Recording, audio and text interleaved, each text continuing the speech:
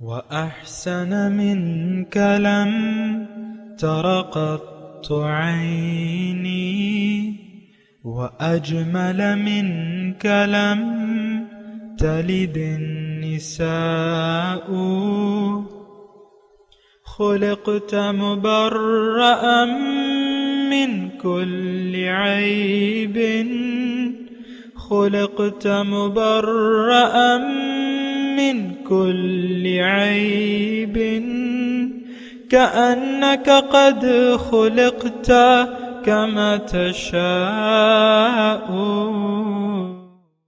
كتاب أنزلناه إليك مبارك ليدبروا آياته وليتذكر أولو الألباب. یہ کتاب برکت والی ہے جسے ہم نے آپ کی طرف نازل فرمایا ہے تاکہ دانش مند لوگ اس کی آیتوں میں غور و فکر کریں اور نصیحت حاصل کریں۔ اللہم صلی علی سیدنا محمد وعلی آل سیدنا محمد بعدد کل ذرۃ مئۃ الف الف مرۃ۔ سامعین و ناظرین کرام، السلام علیکم ورحمۃ اللہ وبرکاتہ۔ سامعین کرام، سورہ اعراف درس نمبر 697، آیت نمبر 143، حصہ اول۔ آج کا موضوع، کیا ہم ملاقات الہی سے عملاً انکاری ہیں؟ اس کے ساتھ آج کے سبق کا آغاز کرتے ہیں۔ سب سے پہلے گزشتہ سبق کا اعادہ ہوگا۔ اعوذ باللہ من الشیطان الرجیم۔ پناہ مانگتا ہوں میں اللہ کی شیطان مردود سے۔ بسم اللہ الرحمن الرحیم۔ شروع اللہ کے نام سے جو بڑا مہربان نہایت رحم والا۔ وَإِذْ أَنْجَيْنَاكُمْ مِنْ آلِ فِرْعَوْنَ يَسُومُونَكُمْ سُوءَ الْعَذَابِ يُقَتِّلُونَ أَبْنَاءَكُمْ وَيَسْتَحْيُونَ نِسَاءَكُمْ وَفِي ذَلِكُمْ بَلَاءٌ مِّن رَّبِّكُمْ عَظِيمٌ۔ اور ہمارے ان احسانوں کو یاد کرو جب ہم نے تم کو فرعونیوں کے ہاتھ سے نجات بخشی۔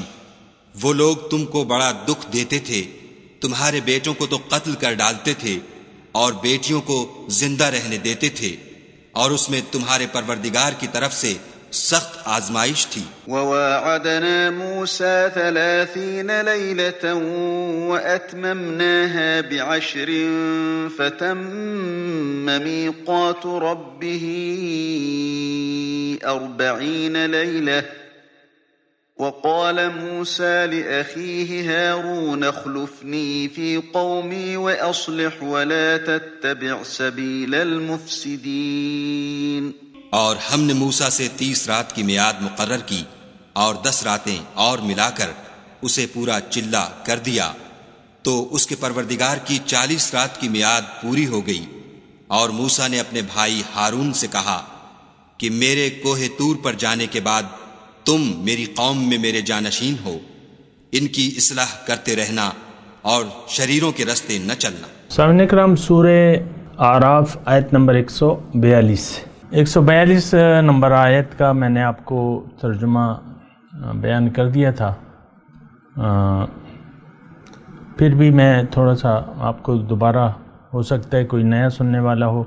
وَوَعَدْنَا مُوسَىٰ 30 لَيْلَةً، اور وعدہ ہم نے موسیٰ علیہ السلام کو طلب کیا کوہ سینا پر 30 روز و شب کے لیے۔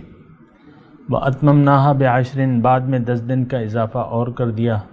فَتَمَّ مِيقَاتُ رَبِّهِ 40 لَيْلَةً، اس طرح ان کے رب کی مقرر کردہ مدت پورے 40 دن ہو گئی۔ وَقَالَ مُوسَىٰ لِأَخِيهِ، خیر یہ تو ہم نے پڑھ لیا تھا۔ آیت نمبر 143 سے ہے آج کا سبق۔ سامعین کرام، وَلَمَّا جَاءَ مُوسَىٰ لِمِيقَاتِنَا، اور جب موسیٰ علیہ السلام ہمارے مقرر کیے ہوئے وقت پر پہنچے، وَكَلَّمَهُ رَبُّهُ، اور ان کے رب نے ان سے کلام کیا۔ قَالَ رَبِّ أَرِنِي أَنظُرْ إِلَيْكَ، کہ اے اللہ تعالیٰ مجھے دکھا دے۔ مجھے دکھا کہ میں تجھے دیکھوں، یعنی مجھے اتنی اہلیت دے دے۔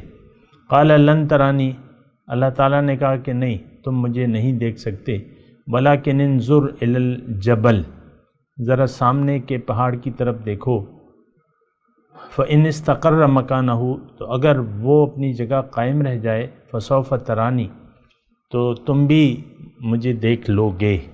فلما تجلی ربہ للجبل، جب رب نے ان کے رب نے ان پہاڑ پر تجلی کی، جعلوا دکا، پہاڑ ریزہ ریزہ ہو گیا، وخر موسیٰ صاعقہ، اور موسیٰ علیہ السلام بے ہوش ہو کر گر پڑے۔ فلما افاقہ، جب ہوش آیا تو قال سبحانک تبت الیک، تو انہوں نے کہا کہ پاک ہے تیری ذات، میں تیرے حضور توبہ کرتا ہوں، وَأَنَا أَوَّلُ الْمُؤْمِنِينَ، اور میں سب سے پہلا ایمان لانے والوں میں سے ہوں۔ اللہ کا دیدار، اس میں بحث ہو رہی ہے، اور بہرحال وہ گزشتہ سبق کا خلاصہ جو میں نے آپ کو اس بارے میں کہا تھا کہ اللہ تعالیٰ کا دیدار دنیا میں رہتے ہوئے جسم کی آنکھوں سے ناممکن ہے، خارج امکان ہے، کیونکہ یہ برداشت نہیں کر سکتا۔ اور یہاں یہ بات بھی میں آپ کو بتا دوں کہ اللہ ہماری منزل ہے۔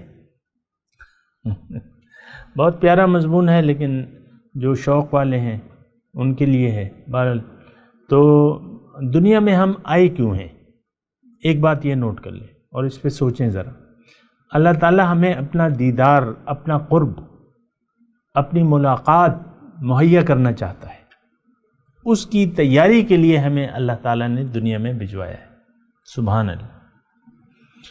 اور یہاں یہ بھی میں کہہ دوں کہ تیاری کا طریقہ، ذریعہ، واحد ذریعہ عبادت ہے، اطاعت ہے، بندگی ہے۔ بندگی بذات خود کوئی مقصود نہیں ہے۔ ہم تو جاہل لوگ ہیں، عام طور پہ نہ ہم دین کو سوچتے ہیں نہ سمجھتے ہیں، اور بس کسی نے کہہ دیا کہ بھئی عبادت بذات خود مقصود ہے تو ہم نے اس پہ یقین کر لیا۔ نہیں، مقصود کا ذریعہ ہے، عبادت ذریعہ ہے مقصود تک پہنچنے کا۔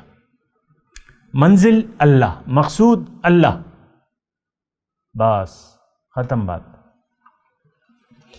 اب یہ ہے نا کہ دنیا میں اگر کوئی انسان یہ چاہے کہ میں اس دنیا میں اپنے جسم کی آنکھوں سے میں اللہ کو دیکھ لوں تو یہ ناممکن ہے۔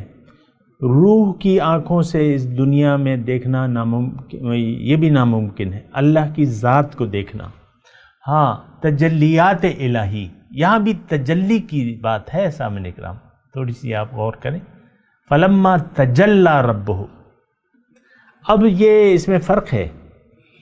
ایک مثال کے طور پہ ایک بلب ہے اور ایک بلب کی روشنی ہے، سورج ہے اور سورج کی روشنی ہے، تو ان دونوں میں فرق ہے۔ سورج تو عین ذات ہے، جو سورج جو نظر آتا ہے وہ عین ذات ہے، اور روشنی تو روشنی ہے۔ یہاں پہ خیر مطلب بات ذرا طویل ہو جائے گی، لیکن مضمون جو ہے مزیدار ہے۔ موسیٰ ز ہوش رفت بیک پرتو صفات، تو عین ذات بنگری در تبسمی۔ سبحان اللہ، شاعر نے کہا ہے، حقیقت بھی ہے۔ سمجھ لیں، کوئی بات نہیں، مطلب سن لیں، سمجھ لیں، اگر آتا ہے سمجھ میں، شوق ہے تو یہی ہے کہ موسیٰ ز ہوش رفت بیک پرتو صفات، صفات کی تجلی نے موسیٰ علیہ السلام کو بے ہوش کر دیا، اور آپ آقا محمد صلی اللہ علیہ وسلم، آپ اس ذات پاک کو دیکھ رہے ہیں، اور ما زاغ البصر وما طغى، مسکرا رہے ہیں۔ سبحان اللہ۔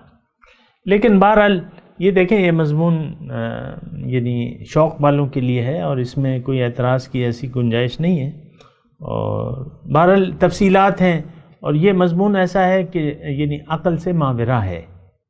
اور میں نے آپ کو بتایا ہے کہ باطن کی کوئی بھی چیز ہو، باطن سے جو بھی چیز تعلق رکھتی ہے وہ ہماری سمجھ میں نہیں آ سکتی. یہاں تک کہ دیکھیں میرے کندھوں پہ 2 فرشتے ہیں، آپ کو نظر آ رہے ہیں؟ آپ کے کندھوں پہ جو فرشتے بیٹھے ہیں آپ کی سمجھ میں آ رہے ہیں؟ نہیں آ رہے، احساس ہی نہیں ہے ہمیں. کیوں کہ معاملہ باطن کا ہے. آپ کو اپنا آپ اپنی حقیقت کو آپ دیکھ سکتے ہیں؟ نو. سمجھ سکتے ہیں؟ نو. تو دیکھیں باطن کی دنیا تو الگ ہے. یہ بات یہاں تو یہ عالم مادیات ہے، ہم عالم مادیات میں رہ رہے ہیں، یا مادیات کے علاوہ بات ہماری عقل میں نہیں آ سکتی. ہاں جو بات عقل میں آتی ہے وہ یہی ہے کہ اللہ ہے، اللہ کی نشانیاں ہیں، یہ کائنات اللہ تعالیٰ کی تخلیق ہے. یعنی اللہ تعالیٰ اللہ کی نشانیوں سے ہم اللہ تعالیٰ کو پہچان سکتے ہیں. وہ پشتوں میں ہماری بہت اچھی وہ ایک ضرب المثل ہے کہ خدای چا لیدل نہ دے وہ پا قدرتوں نے پیجنی. اللہ تعالیٰ کو کسی نے دیکھا نہیں ہے لیکن اس کی نشانیوں، اس کی قدرت سے ہم اس کو پہچان سکتے ہیں، اس کی طاقت کو، اس کی قدرت کو، اس کے جمال کو، اس کے علم کو، اس کی نشانیوں سے ہم پہچان سکتے ہیں. تو دیکھیں ایک بات تو یہاں یہ بات نوٹ کر لیں، یہ جو واقعہ آ رہا ہے سیاق و سباق سے اس کا براہ راست تعلق نہیں ہے. یہ مضمون جو بیان ہو رہا ہے یہ طالبان مولا کے لیے ہو رہا ہے، اس کا بنی اسرائیل سے کوئی تعلق نہیں ہے. یعنی اگر تعلق ملائے تو ہو جائے گا، لیکن یہ ہے کہ یہ بس مولا کے شوقین جو ہیں، مولا کے جو عاشق ہیں ان لوگوں کے لیے ہے مضمون. اور تھوڑا سا اس میں بتایا جا رہا ہے تو اور مضمون یہ بتایا جا رہا ہے کہ ٹھیک ہے تم میری ملاقات کی تیاری کرو. یعنی اس جو مضمون بیان ہوا ہے اس میں آپ اتنا اندازہ لگا لیں، جو طالبان مولا ہیں وہ اتنا اندازہ لگا لیں کہ رب کا دیدار کرنا کتنی بڑی بات ہے، کتنی عظیم الشان بات ہے. پہاڑ رب کی تجلی کو نہ برداشت کر سکا، موسیٰ علیہ السلام دور کھڑے تھے، اس کے اثرات سے ادھر وہ بے ہوش ہو گئے. اور وہ کون تھے؟ وہ جو موسیٰ ذہوش رفت بیک پرتو صفات، ایک تجلی، اس سے موسیٰ علیہ السلام ہوش کھو بیٹھے. یہ میں آپ کو یعنی امید دلا رہا ہوں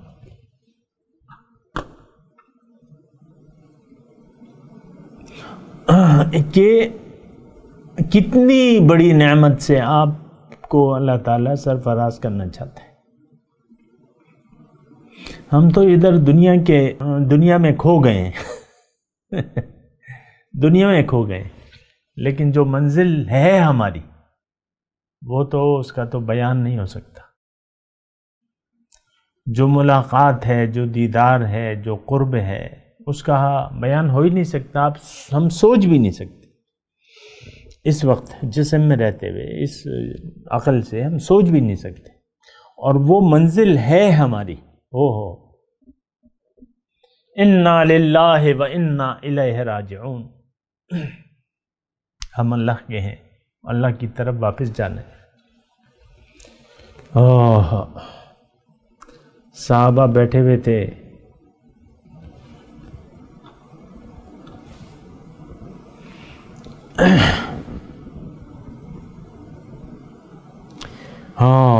تو بہرحال میں آپ کو کہہ رہا ہوں کہ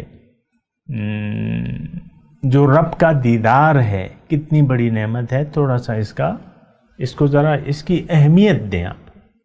دیکھیں آخرت کی اہمیت ہوتی ہے اور دنیا کو ہم نے اہمیت دے دی ہے آخرت پر. تھوڑا سا اپنی کم عقلی کا رونا روئیں کہ کس چیز کو ہم نے کس چیز پر قربان کر دیا ہے.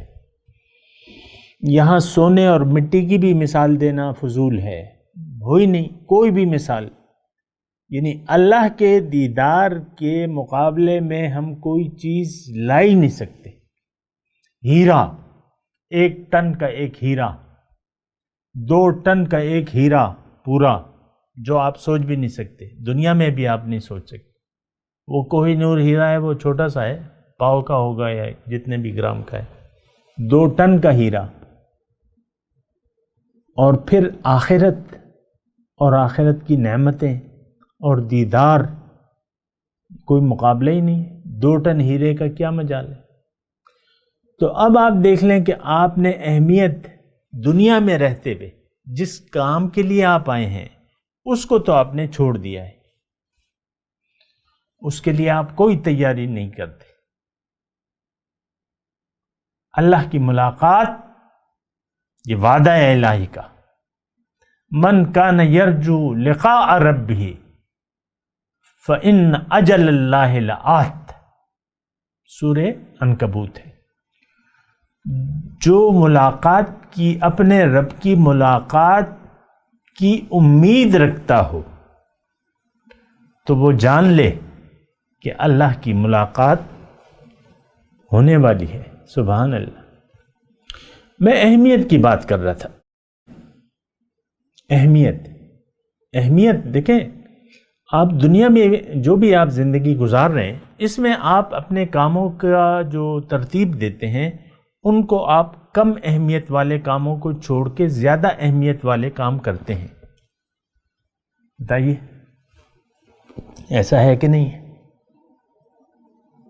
مثال کے طور پہ آپ کی اولاد ہے، بیٹا ہے، بیٹیاں ہیں، چلو بیٹا کے لگا لیں، بیٹے زیادہ پسند ہے نا آپ کو، تو بیٹا آپ اس کے لیے مکان بعد میں بناتے ہیں، پہلے اس کے لیے تعلیم کا سوچتے ہیں، پہلے اس کی ظاہری زندگی بنانے کا سوچتے ہیں۔ مکان تو آپ سوچتے ہیں کہ بن جائے گا، کوئی بات نہیں، بیٹا کمائے گا تو مکان بھی بن جائے گا۔ آپ اس کی شادی کا نہیں سوچتے، جب وہ 5 سال کا ہوتا ہے، 4 سال کا ہوتا ہے، پہلے شادی کا نہیں سوچتے، پہلے جس بات کی اہمیت ہے، آپ 5 سال کے بیٹے کی تیاریاں شروع کر دیتے ہیں۔ بیٹے کی شادی، 5 سال کا بیٹا ہے، آپ تو کھیلتے رہتے ہیں اس سے، اور حالانکہ شادی تو آپ کریں گے اس کی، لیکن وہ وقت آئے گا تو پھر اس کو آپ اہمیت دیں گے۔ پڑھ لکھ گیا بچہ، دکان، کارخانہ، نوکری، جو بھی ہو گیا، تو پھر آپ اس کی شادی کی سوچتے ہیں، شادی پھر اس کی آپ کر دیتے ہیں۔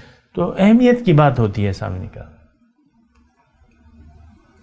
ہمارا مسئلہ یہ ہے، ہمارا مسئلہ الٹا ہو گیا ہے آج مسلمان قوم کا، کہ ہمیں تو اہمیت دینی تھی آخرت کو، انسان کو، بلکہ کیا مسلمان ہو، کیا کافر ہو، کیا عیسائی اور کیا ہندو، ہم سب کو، اگر کوئی غیر مسلم سن رہا ہے اس کو بھی میں یہی کہہ رہا ہوں کہ آپ کو اہمیت دینی ہے کہ آپ کو جس لیے اللہ تعالیٰ نے پیدا فرمایا ہے۔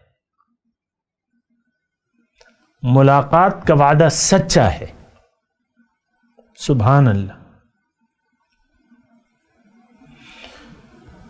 تو جب سچا ہے تو آپ کو پھر ملاقات کی تیاری کرنی ہوگی، اس کو اہمیت دینی ہوگی۔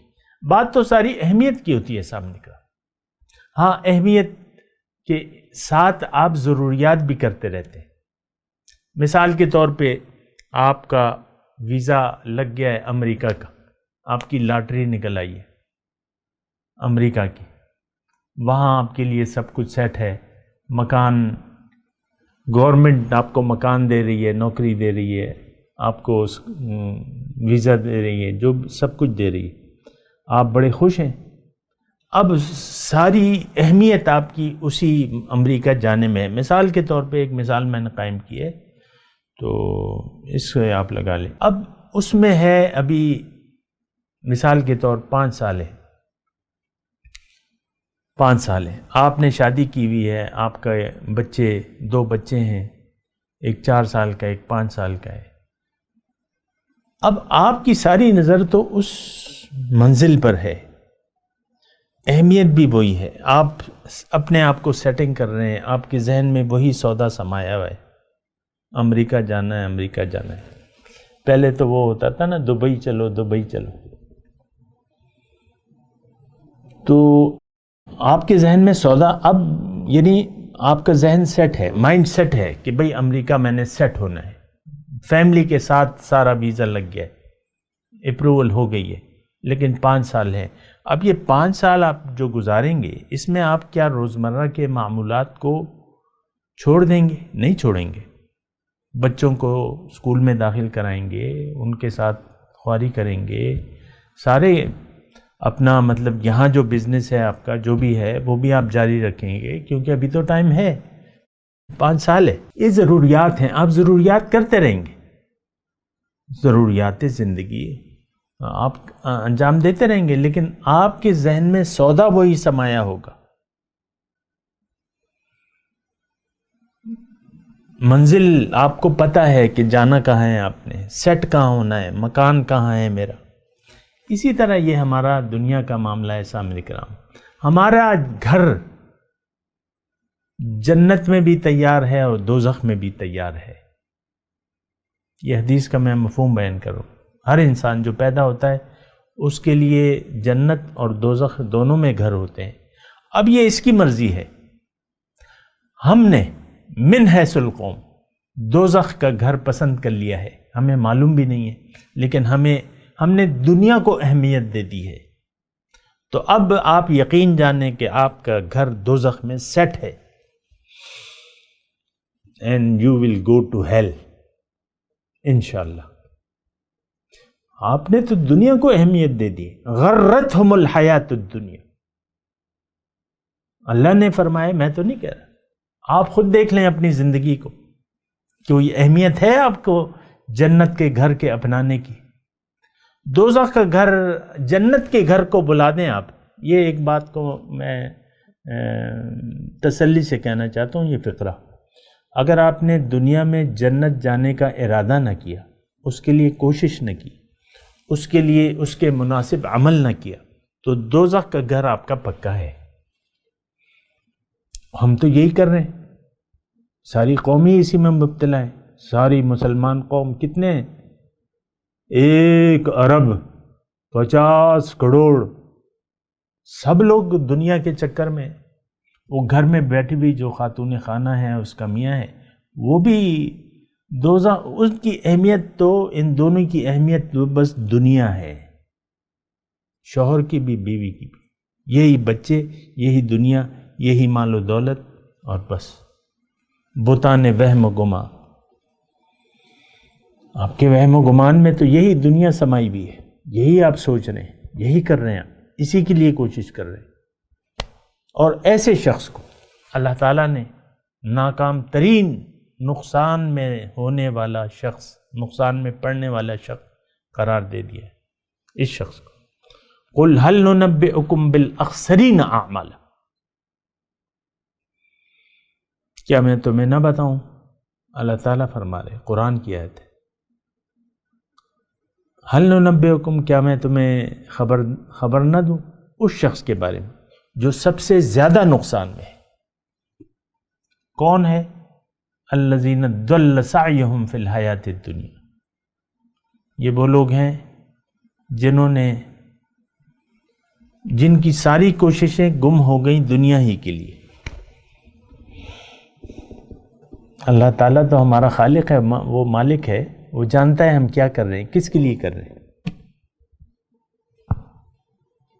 ساری کوششیں گم ہو گئیں دنیا ہی کے لیے. وَهُمْ يَحْسَبُونَ أَنَّهُمْ يُحْسِنُونَ صُنْعًا، خیال ان کا یہ ہے کہ ہم کوئی اچھا کام کر رہے ہیں. بھئی میں نے ابھی نماز نہیں پڑھی، آپ یہ کہتے ہیں نا، بھئی میں تو 5 وقت کی نمازی ہوں. خاتون خانہ کہتی ہیں میں تو 5 وقت کی نماز پڑھتی ہوں، قرآن پڑھتی ہوں، اور کیا کروں، روزے رکھتی ہوں، حج پہ گئی ہوئی ہوں. خاوند بھی یہی کہتا ہے، میں نے تو حج کیا ہوا ہے، اور میں کیا کروں، 5 وقت مسجد میں جا کے نماز پڑھتا ہوں، تہجد گزار ہوں میں، اور کیا کروں. بس یہ آپ کی باتیں یہ ہے. یعنی آپ نے بس اسی کو دین سمجھ لیا ہے. دین دیکھیں، دین تو ایک نیت کا نام ہے. پہلے نمبر پہ ایک نیت ہے. نیت کیا کہ دنیا کے مقابلے میں آپ نے آخرت کو ترجیح دینی ہے. آخرت کے مقابلے میں اگر آپ نے دنیا کو پسند کر لیا تو آپ قرآن کے مطابق کافر ہیں اور آپ کے لیے دوزخ ہے۔ سورہ ابراہیم کی آیت 2 اور 3 کا مطالعہ کریں۔ تو آپ نے تو دنیا ہی کو منتخب کر لیا ہے کہ دنیا ہی کے لیے آپ نے جینا ہے، آپ کا جینا مرنا تو دنیا کے لیے ہے۔ وَهُمْ يَحْسَبُونَ أَنَّهُمْ يُحْسِنُونَ صُنْعًا اولئک الذین کفروا بآیات ربہم۔ آگے آیت، یہ وہ لوگ ہیں جنہوں نے رب کے احکامات کو نظر انداز کر دیا، انکار کر دیا، حق کے مطابق کہ حق کے اللہ کے کہنے کے مطابق زندگی نہ گزاری۔ ترجمہ اگر میں یہ کروں، کفروا بآیات ربہم، آج ہماری تو کوئی پرواہ نہیں ہے، قرآن کو تو آپ نے چھوڑ دیا ہے کہ قرآن ہے کیا، وَلِقَائِهِ، اور اللہ کی ملاقات کو سے انکار کر دیا۔ کفروا بآیات ربہم وَلِقَائِهِ، اللہ کے احکامات کو نظر انداز کر دیا آپ نے، اور اللہ کی ملاقات سے بھی آپ کا انکار ہے۔ ہم زبانی طور پہ تو کچھ بھی نہیں کہتے، ہم یہ نہیں کہتے کہ ہمیں ملاقات سے انکار ہے، لیکن ہمارا تو یقین ہی نہیں ہے، دوبارہ زندہ ہونے پر بھی یقین نہیں ہے، جنت دوزخ تو دور کی بات ہے، بس یہی دنیا ہے، ہمارے خیال میں یہی دنیا ہے۔ اور آپ دیکھ لیں، ہم اصل کامیابی تو دنیا کی کامیابی کو کہتے ہیں، دنیا کی کامیابیوں پہ ہمارا دل خوش ہو جاتا ہے، ناکامی پہ ہم پشمردہ ہو جاتے ہیں، مایوس ہو جاتے ہیں۔ بات ختم ہو گئی، آپ تو دنیا کے لوگ ہیں، دنیا دار ہیں۔ تو بہرحال تو دیکھیں، یہ مناسب نہیں ہے یہ رویہ، یہ سب سے زیادہ نقصان والا رویہ ہے کہ آپ ساری توجہ جو ہے وہ ظاہر کی طرف مرکوز کر دیں۔ دنیا کے لیے جینا آپ نے سیکھا ہوا ہے، اللہ کے لیے جینا آپ نے نہ سیکھا ہے نہ سیکھنا چاہتے ہیں۔ اب یہ درس ہے، مجھے پورا یقین ہے کہ اس پہ کوئی دلچسپی نہیں لے گا، یعنی میں تو آپ کو ابھار رہا ہوں نا، ملاقات کا شوق دلا رہا ہوں، لیکن مجھے پورا یقین ہے کہ ہماری مثال تو بنی اسرائیل کی قوم کی طرح ہے۔ 30 سال انہوں نے فرعون یعنی مصر میں موسیٰ علیہ السلام نے دعوے نبوت کے بعد 30 سال گزار دیے، 30 سال، اور 30 سال میں اب وہ سارے معجزات یہ بنی اسرائیل نے بھی دیکھے، جو ان پہ قحط آئے انہوں نے بھی دیکھے، اور لیکن اب موسیٰ علیہ السلام بھی یعنی پیغمبر ان کے درمیان موجود تھا، لیکن ان سے کوئی سبق ہی نہیں لیا انہوں نے۔ پرانے مسلمان تھے، ذہنیت غلامانہ تھی، پرانی عادات چھوڑنے کو تیار ہی نہیں تھے۔ موسیٰ علیہ السلام پہ غصہ ہوتے رہتے تھے کہ بھئی یہ کیا کر دیا تم نے، اور تم یہ کیا کیا، پہلے بھی ہمیں عذاب تھے، تم آئے تو پھر عذاب، اب ہمیں کچھ بت تو بنا دو، ہمارے لیے کچھ بت تو بنا دو۔ میں نے آپ کو کہا ہے، یہ جو آیت نمبر 140 ہے نا، اس میں آپ کو کہا کہ ہم تو آلریڈی بت پرست ہیں، دنیا بت ہے، ہم اس کے سامنے گرے ہوئے ہیں۔ تو بہرحال دیکھیں، یہ سوچنا چاہیے، میری گفتگو، میرا یہاں بیٹھنا، میرا کوئی بھی مقصد نہیں ہے، صرف ایک خیر خواہی کا مشن ہے، اور آپ سے کوئی لالچ بھی نہیں ہے۔ تو آپ اپنے آپ کو دوزخ کے عذاب سے بچا لیں، میں تو صرف آپ کا یہ وہ ہوں، اور آپ کو اللہ تعالیٰ کی طرف دعوت دینے والا ہوں۔ فاستقیموا الیہ واستغفروہ، تو اس کی طرف تم کمر باندھ لو اور اس سے معافی مانگو اپنے غلط نیتوں کی، غلط طرز عمل کی۔ ہماری تو نیتیں بھی خراب ہیں، ہمارا اعمال بھی خراب ہے، لیکن صرف یہ نماز روزے کی پابندی سے کچھ ہوتا نہیں ہے، آپ کی تو نیت ہی نہیں ہے اللہ کے پاس جانے کی، یہ تو بس مجبوراً آپ کر رہے ہیں۔ ایک ماں باپ مسلمان تھے رسمی، انہوں نے آپ کو عادت ڈال دی اور بس نماز روزہ بھی کر رہے ہیں۔ امام حسین کے شہید کرنے والے بھی نمازی تھے، یہ آپ کو پتہ ہے؟ امام حسین کے کربلا میں ان کو کس نے شہید کیا؟ نواسۂ رسول کو کس نے شہید کیا؟ مسلمانوں نے، دنیا داروں نے شہید کیا۔ نماز کا وقت آتا، امام حسین آگے ہو جاتے، وہ لوگ بھی پیچھے کھڑے ہو جاتے کہ نماز تو ہم نے بھی پڑھنی ہے، ہم بھی وہ یہی جو اب آپ پھر یعنی پریشان ہو جائیں گے، لیکن ہم بھی وہی نمازیں پڑھ رہے ہیں۔ ہم نے بھی دین کا قتل کر دیا ہے، دین کا احیاء ہم نہیں چاہتے۔ یہ مسلمان قوم دین کو زندہ کرنا نہیں چاہتی، دین کا احیاء نہیں چاہتی، دین کی اقامت ہم نے چھوڑ دی ہے۔ اقامت دین وَأَنْ أَقِيمُ الدِّينَ کہ دین کو قائم کرو، وہ ہماری ترجیحات میں نہیں ہے۔ بہرحال میں تلاوت کرتا ہوں، میرے ساتھ دہرائیے۔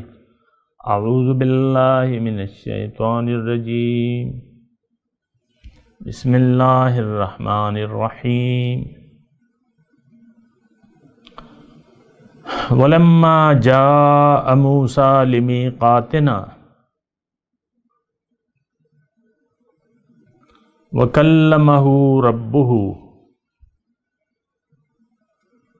قال رب أرني أنظر إليك قال لن تراني ولكن انظر إلى الجبل فإن استقر مكانه فسوف تراني فلما تجلى ربه للجبل جعله دكا وخر موسى صعقا فلما أفاق قال سبحانك تبت إليك وأنا أول المؤمنين۔ اب ان آیت کی تلاوت اور ترجمہ۔ اعوذ باللہ من الشیطان الرجیم۔ پناہ مانگتا ہوں میں اللہ کی شیطان مردود سے۔ بسم اللہ الرحمن الرحیم۔ شروع اللہ کے نام سے جو بڑا مہربان نہایت رحم والا۔ وَلَمَّا جَاءَ مُوسَىٰ لِمِيقَاتِنَا وَكَلَّمَهُ رَبُّهُ قَالَ رَبِّ أَرِنِي أَنظُرْ إِلَيْكَ قَالَ لَن تَرَانِي وَلَكِنِ انظُرْ إِلَى الْجَبَلِ فَإِنِ اسْتَقَرَّ مَكَانَهُ فَسَوْفَ تَرَانِي فَلَمَّا تَجَلَّى رَبُّهُ لِلْجَبَلِ جَعَلَهُ دَكًّا وَخَرَّ مُوسَىٰ صَعِقًا فَلَمَّا أَفَاقَ قَالَ سُبْحَانَكَ تُبْتُ إِلَيْكَ وَأَنَا أَوَّلُ الْمُؤْمِنِينَ۔ اور جب موسیٰ ہمارے مقرر کیے ہوئے وقت پر کوہ طور پر پہنچے اور ان کے پروردگار نے ان سے کلام کیا تو کہنے لگے کہ اے پروردگار مجھے جلوہ دکھا کہ میں تیرا دیدار بھی دیکھوں۔ پروردگار نے کہا کہ تم مجھے ہرگز نہ دیکھ سکو گے، ہاں پہاڑ کی طرف دیکھتے رہو، اگر یہ اپنی جگہ قائم رہا تو تم مجھ کو دیکھ سکو گے۔ جب ان کا پروردگار پہاڑ پر نمودار ہوا تو تجلی انوار ربانی نے اس کو ریزہ ریزہ کر دیا اور موسیٰ بے ہوش ہو کر گر پڑے۔ جب ہوش میں آئے تو کہنے لگے کہ تیری ذات پاک ہے اور میں تیرے حضور میں توبہ کرتا ہوں اور جو ایمان لانے والے ہیں ان میں سب سے اول ہوں۔ سامعین کرام، اس کے ساتھ آج کے درس کا وقت اختتام کو پہنچا۔ اگلے درس میں انشاءاللہ ملاقات ہوگی۔ وآخر دعوانا ان الحمدللہ رب العالمین۔ مولاي صل وسلم دائما أبدا على حبيبك خير الخلق كلهم